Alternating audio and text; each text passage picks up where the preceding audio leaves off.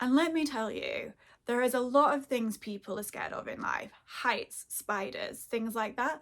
But having spoke to most people, one of their biggest fears, or the biggest fear to them, is the fear of being seen for themselves.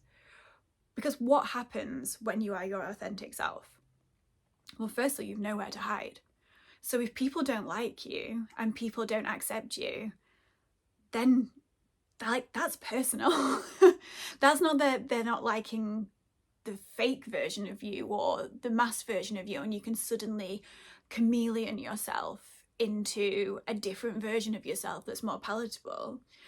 Once you decide to stand in who you are, who you want to be, and to attract people in like that, you actually kind of become quite isolated and solitary at the outset, which is terrifying because you want to be seen, you have a real desire and I suppose yearning for deeper connection with the right people, but then at the same time you feel like your life is crumbling and you don't have anybody like that because it takes time for, I suppose, the oil tanker of your personality to turn around and start to bring in those people and start to call in the people that are meant for you, that adore your personality, your authentic personality, and adore all your quirks and adore all your flaws and want to know more about you and have the same weird little interests.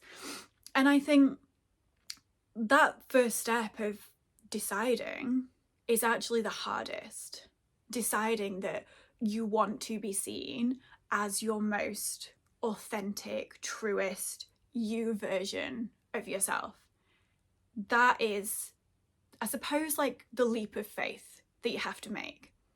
You have to trust within yourself that by showing up as yourself, people will love that. In fact, I'll correct that. The right people will love that.